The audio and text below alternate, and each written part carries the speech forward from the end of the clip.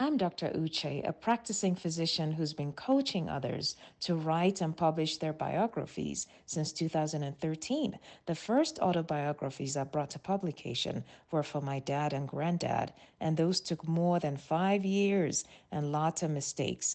On this channel, I will show you the tools I use to perfect the process so that you can have your biography done in 6 months or less without the delays and mistakes. Remember to subscribe and share with your friends. Let's dig in. How else can you add variety to your story? Can you break up the monotony of kind of all about you? Because yes, your story is important. It does matter. We want to learn all about you. You may want ways of adding some flesh, adding a little bit extra just to give your story that kick. And that's what I'm talking about today.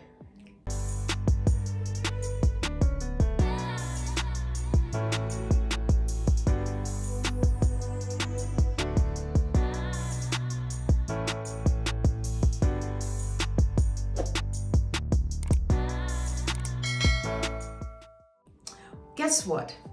You don't live on an island. You are not an island, right? You live in a world. You're part of a larger world. So what is happening around you? Yes, world events on a local scale in your town, in your city, in your country, but on a world scale. It could even be that it did not impact you in any way, shape, or form, okay? Some unfortunately sad, disastrous events that have happened. Others could be technological breakthroughs. You could say, if you're writing about, gosh, when did Neil Armstrong land on the moon? Was it the 60s or so, or 70s? So assuming you're writing about that time and you were growing up in Kenya, obviously, I suspect Kenya was not impacted by that in any way. So you may say, I was looking for my first job in 1960 or 70 something. And I remember going to Nairobi for my interview. And that was around the same time I heard from somebody on the public transport bus that the Americans landed on the moon. And I thought, incredulous, how does one even land on the moon? So I'm just giving you a random example, how you could throw in something that happened far away from you, okay? Or I was doing something in 1960, I was in, I don't know, I was struggling with something in Zambia, and I heard the Nigerians finally were granted independence. Yes, it just so happens Nigerian independence was in 1960 from the colonial British government. So I'm giving you an example. Something else happening in Britain or the US or Australia that didn't impact you, but it happened around the same time. Why is this important? I believe that biographies enable us to showcase our uniqueness while also highlighting our common humanity. And I think that including what's going on in different places ties everything together. It shows that you are part of a larger world. We have joint experiences, joint in the sense of experiencing it at the same time, but also in the sense of going through things in the same month, year, day as other people going through things elsewhere. And it's interesting how history ties us all together.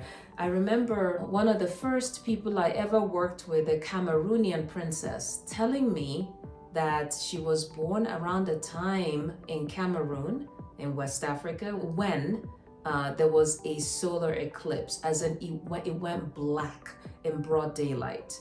And everybody took to the hills screaming, crying for the kids they left at home, crying for their mothers. People didn't understand what that was all about. And I remember her telling me about this, and I was so excited. You know why? Because this happened in 1947, and my dad was an infant.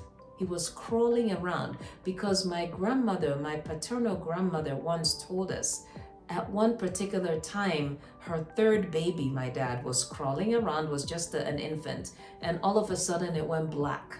Okay, this is in Nigeria, also in West Africa, and this client of mine is in Cameroon, just a little east of Nigeria, and the same thing was happening at the same time.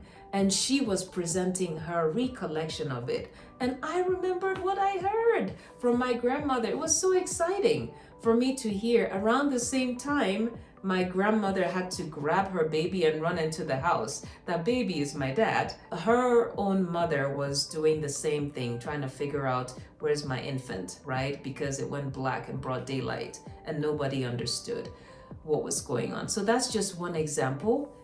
Many other examples I'm sure you can think about, but again, find a way to pull in world affairs into your story. In my lifetime, a few things that have happened.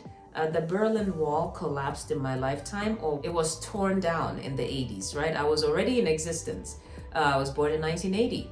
So sometime in my early childhood, the Berlin Wall was torn down.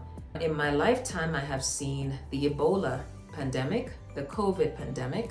I have seen Y2K, the turn of the millennium, and many other things. Some devastating and some historic. Purely historic. So as I work on my story, these can be pulled into my story. And that's just one way to add some more content so that you feel you have diversified your story a little bit, added some variety, and people can relate better with it. You know, when they're reading about something you went through at the same time they went through something else, or they're reading about something you went through that they went through the same thing in a different part of the world. I mean, it hits different, like people say. It hits different, and it's a different feeling altogether. Very moving. People want to read your story because they can see themselves in your story. Does that help? I'll see you in my next video.